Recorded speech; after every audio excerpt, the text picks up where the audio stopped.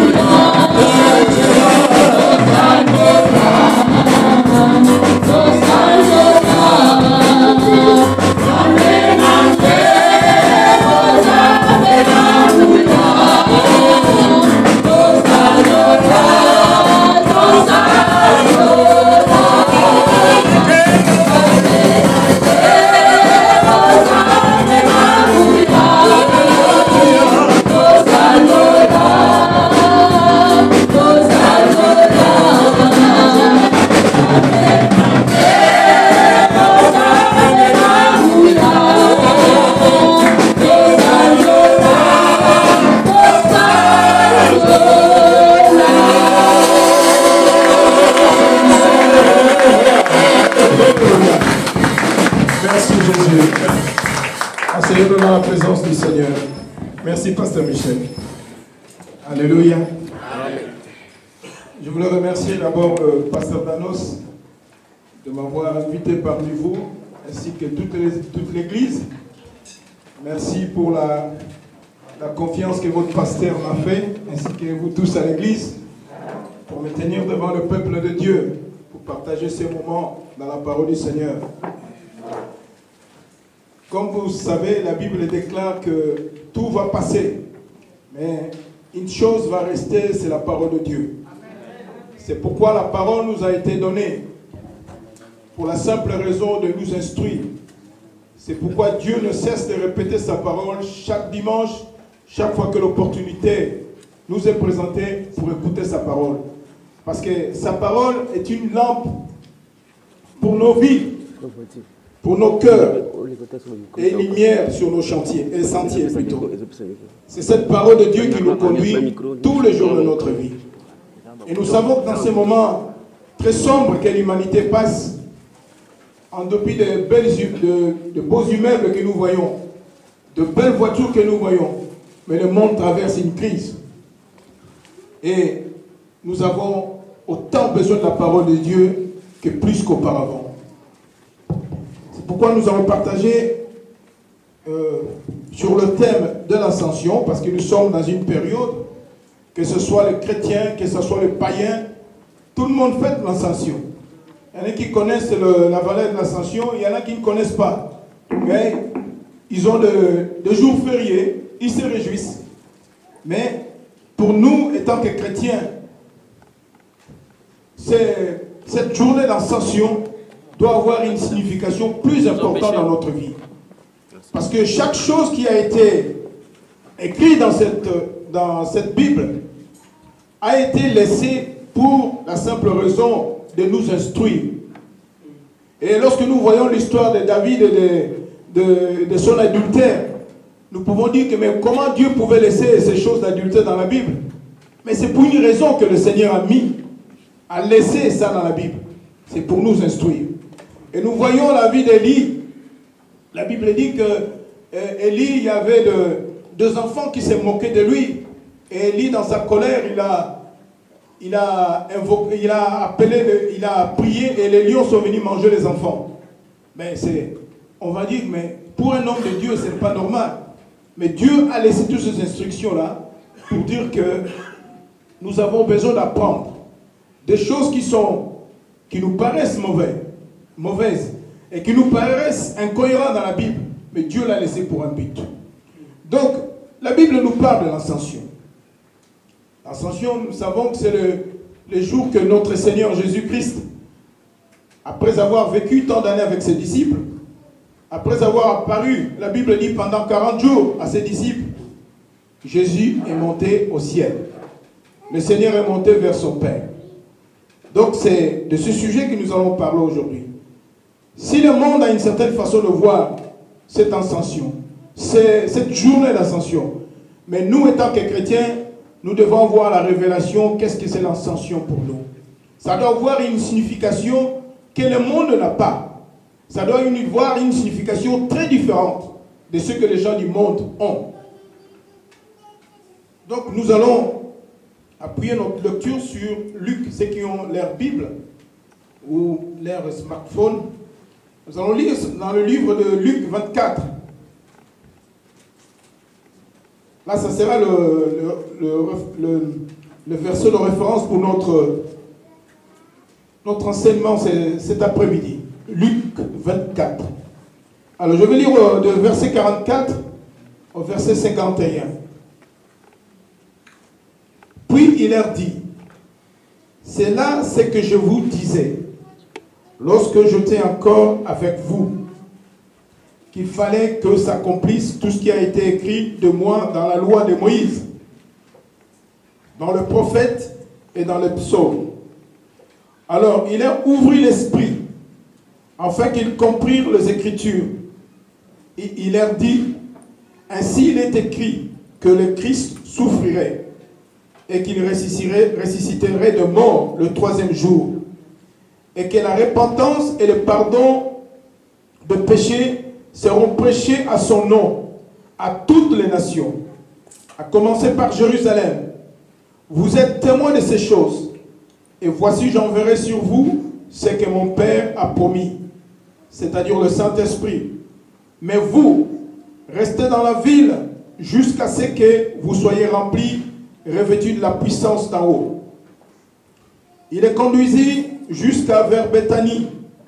Ayant levé le main, il les bénit. Pendant qu'il le bénissait, il se sépara d'eux et fut enlevé au ciel. Amen. Amen. Dans Matthieu, je pense, il est écrit que lorsque les disciples ont été témoins de cette ascension, de ce départ de Jésus, de cet enlèvement de Jésus, il y a des anges qui sont apparus. Ils ont dit aux disciples, de la même façon que vous avez vu le Fils de l'homme partir, et de la même façon qu'il va revenir. De la même façon que le Seigneur nous a montré l'exemple de son ascension, et de la même façon que le Seigneur va revenir. Et nous savons que selon nos Écritures, Christ reviendra. Pas pour revenir comme il est venu, comme l'agneau de Dieu, il reviendra comme le lion de Juda, pour prendre son Église. Alors, lorsque nous voyons l'ascension de Christ, nous pouvons dire, avant son ascension, il y a deux faits principaux qui se sont passés, sans lesquels l'ascension de Christ n'aura pas son vrai sens, n'aura pas son impact. C'est-à-dire qu'avant que Christ soit enlevé, il y avait la mort et la résurrection de Christ qui ont précédé. Parce que la Bible nous parle aussi de l'ascension d'Enoch. La Bible nous parle aussi de l'ascension d'Élisée. Et la Bible nous parle aussi de l'ascension de Christ. Donc, l'ascension n'aura pas de puissance, d'impact dans nos vies si cette ascension de Christ n'a pas été précédée par sa mort et par sa résurrection. Ça, c'est deux faits importants qui ont caractérisé l'ascension de Christ. Donc, nous voyons que l'ascension de Christ était une ascension exceptionnelle, marquée par sa mort et par sa résurrection. Et Jésus l'a fait pour un but. Il a fait pour un but parce que les anges en parlaient, ça devait marquer le retour de Christ. Pour nous croyants aujourd'hui, si la Bible a laissé cette portion d'écriture pour comprendre que Christ est monté, c'est pour nous faire voir que ce n'est pas une fable, que ce n'est pas un discours, ce n'est pas quelque chose qui a été inventé, mais Christ va revenir certainement prendre son église. Amen. Alléluia. Amen. Nous ne devons pas voir l'ascension comme le monde le voit. Mais si Christ est parti, certainement il va revenir. Et pourquoi il va revenir? Prendre son église. Mais son église est-elle prête? C'est ça la question. Et l'ascension de Christ est un signe pour le croyant. C'est un signe pour le croyant. Et cette ascension, c'est le retour de Christ vers le Père. Vers le Père, pourquoi? Pour se présenter en sacrifice. Alléluia. Amen. Et nous voyons dans la Bible, je crois que c'est Marie ou Marthe, ou soit un disciple, je n'ai pas de précision, qui a voulu le toucher. Il dit, ne me touchez pas parce que je ne suis pas allé encore vers mon Père. Donc Christ devait se présenter étant que sacrifice vivant devant son Père. Donc l'ascension a marqué l'accomplissement de ce que Christ a accompli à la croix.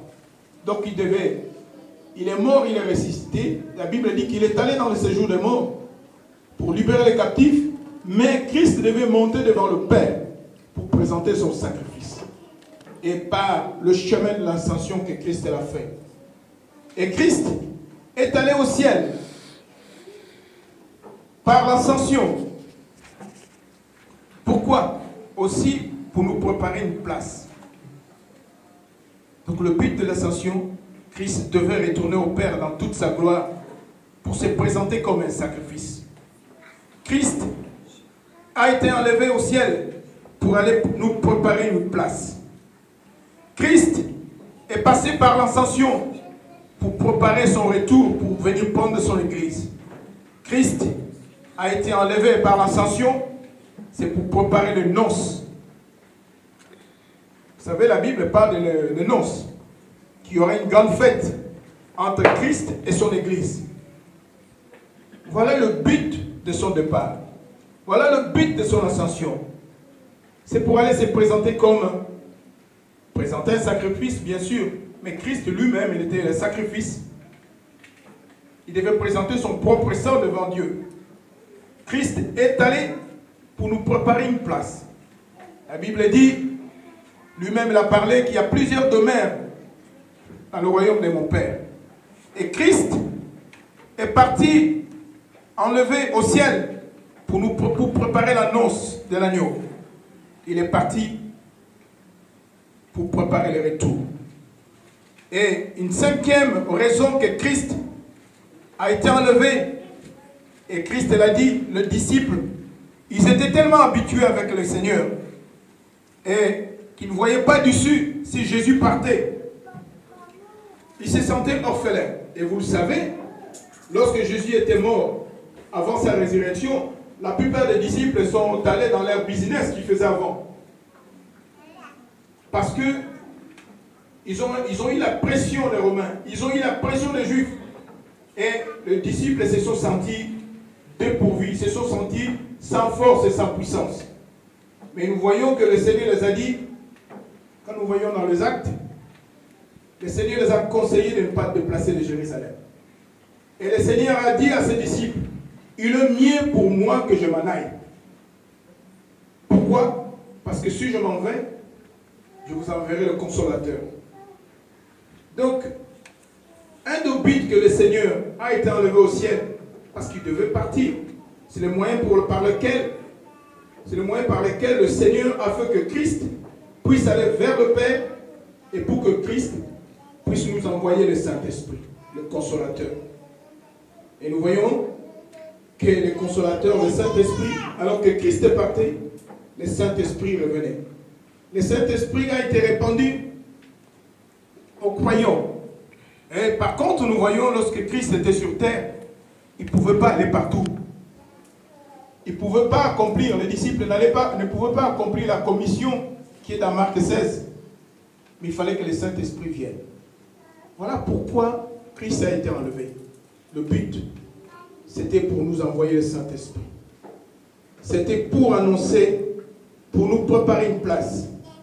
C'était pour se présenter comme sacrifice vivant devant Dieu le Père. C'était pour nous préparer l'annonce. Et nous voyons dans Jean 20, 22, je vais juste donner la référence. La Bible dit que Jésus souffla sur le disciple. Lorsque le Seigneur les envoyait 2 par 2 pour aller évangéliser, le Seigneur a soufflé sur le disciple.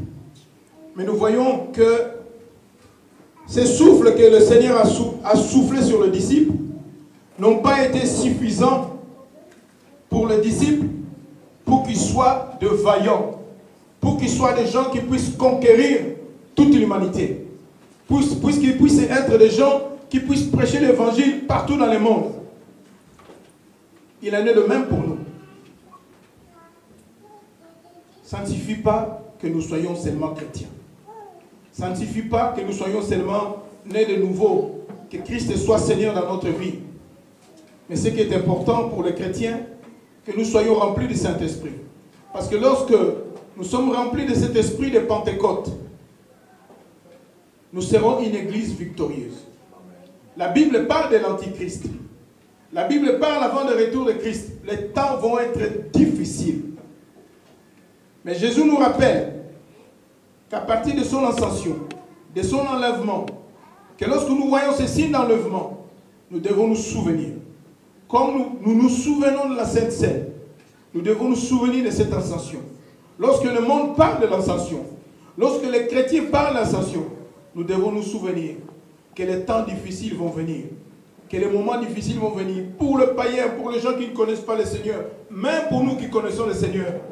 Mais il y a un signe, c'est l'enlèvement de Christ. Il y a un signe, c'est l'ascension de Christ. Christ, il a promis qu'il est allé nous préparer une demeure. Christ, il a promis qu'il y aura le fête des noces. Christ, il a promis qu'il nous enverra le Saint-Esprit qui est déjà là. Parce qu'avec le Saint-Esprit, nous ferons face à l'Antéchrist. Avec le Saint-Esprit, nous serons une église victorieuse. Amen. C'est le Saint-Esprit qui rendra l'église victorieuse. Parce que le moment de l'Antéchrist sera un moment très difficile, avant l'enlèvement. Alors que le signe d'enlèvement, le signe de l'ascension pour nous, c'est un signe d'enlèvement, mais nous devons savoir que nous avons besoin, c'est juste un signe pour nous. Nous devons savoir que nous avons besoin du Saint-Esprit. Parce que c'est le Saint-Esprit qui va nous équiper pour ces temps qui vont être difficiles. Ces temps où les hommes seront méchants. Ces temps où les hommes seront immoraux. Ces temps où les hommes n'auront plus d'amour. Nous devons nous rappeler que Christ, lorsqu'il montait, il nous a promis. Alors qu'il montait, il s'est croisé. Vous savez, comme le métro se croise. Christ, il montait et le Saint-Esprit venait en même temps. Donc l'ascension pour nous a un grand respect, une grande signification pour nous les chrétiens. Donc lorsque Christ partait, le Saint-Esprit venait. Lorsque Christ partait, nous avions l'assurance qu'il va préparer la noce. Lorsque Christ partait, nous avions l'assurance que Christ, il est allé présenter le sacrifice devant le Père. Le sacrifice qui a sauvé toute l'humanité. Alors, lorsque nous avons le Saint-Esprit, nous pouvons avoir la hardiesse d'aller prêcher partout dans le monde. Nous devons prêcher pour cette paroisse. Nous devons prêcher pour cette église. Nous devons gagner les gens pour cette église. Voilà pourquoi Christ est monté. Christ n'est pas monté pour faire juste un spectacle. Il est monté parce qu'il savait que moi, en montant, je vais envoyer à mes enfants le Saint-Esprit. Et quoi faire avec ce Saint-Esprit? C'est pour aller prêcher partout dans le monde. C'est pour aller gagner les gens dans ce monde. Parce que les temps sont difficiles. L'enfer doit perdre, mais le ciel doit gagner. Amen. Ces bancs-là doivent être remplis. Amen. Parce qu'il y a un ciel à gagner, il y a un enfer à perdre. Amen. Voilà pourquoi Christ est monté. pour que nous soyons remplis de son Saint-Esprit, pour que nous puissions prêcher dans le monde, pour que nous puissions parler aux inconvertis. Viens dans la présence du Seigneur, afin que tu sois sauvé. Alléluia. Amen. Christ est monté pour que nous, étant qu'Église, nous soyons une Église victorieuse. Le Seigneur a dit, lorsque je reviendrai, trouverai-je de la foi sur terre. Mais ce n'est pas la volonté de Dieu qui trouve une Église faible. L'Église, dans son entièreté, dans son ensemble, l'Église est faible. L'Église est faible devant les puissances de ce monde. L'Église est faible devant les puissances de finances de ce monde. L'Église, parfois, elle est faible devant les puissances des ténèbres. Alors que ça ne devait pas être ainsi. L'Église devait être une Église victorieuse et puissante. Les gens du monde allaient trouver une solution chez nous. Parce que c'est nous qui avons la solution, Église. Christ n'est pas monté pour rien. Il n'a pas été enlevé pour rien. Il était monté pour nous remplir de son esprit. Il était monté pour remplir son Église de son Saint-Esprit. Pour que le besoin des gens soit pourvu. Pour que ce qui est impossible à l'homme soit possible à l'Église. Amen. Alléluia. Amen. Et nous voyons que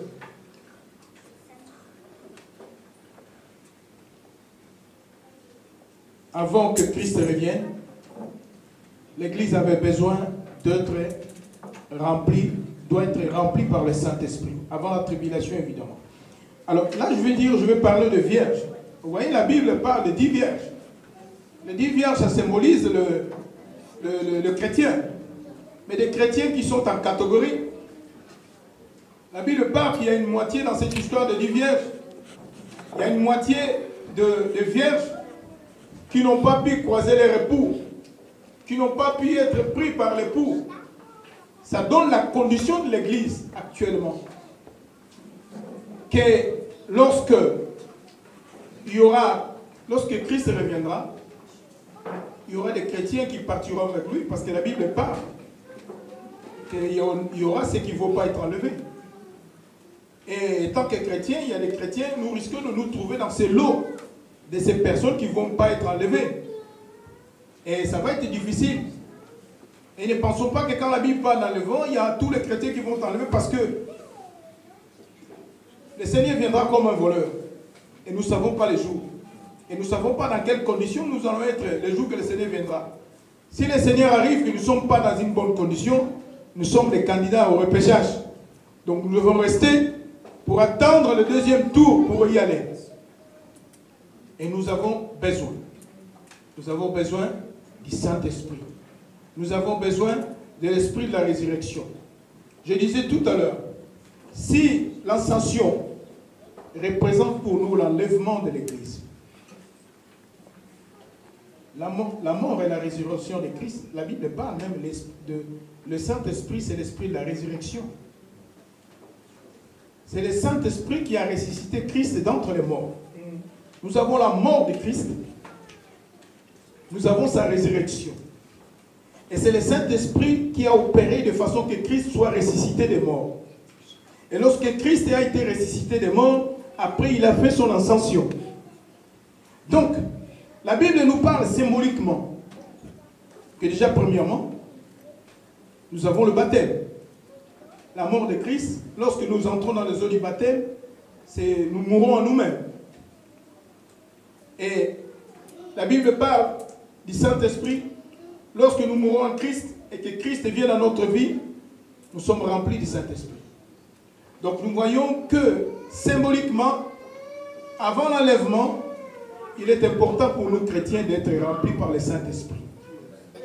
Nous n'allons pas parler de détails. Le Saint-Esprit est le consolateur. C'est l'Esprit du Dieu vivant. Nous avons, étant que chrétiens, nous avons besoin de vivre notre vie chrétienne avec le Saint-Esprit. Parce que sans le Saint-Esprit, nous ne ferons rien. Parce que c'est lui qui nous rappelle toutes choses, même quand nous oublions. Donc notre vie doit être conduite par le Saint-Esprit. Nous devons préparer le retour avec Christ, avec le Saint-Esprit. Donc le Saint-Esprit, la Bible, il est le consolateur. Il est l'ami fidèle. Il est celui qui nous enseignera toutes choses. Les choses cachées et les choses qui ne sont pas cachées.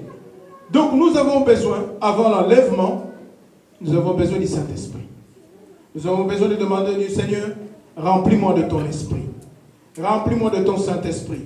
Que nous ne soyons pas comme ces 5 vierges, alors qu'ils étaient même chrétiens, mais leur lampe, il manquait d'huile. Nous avons besoin de remplir nos réservoirs.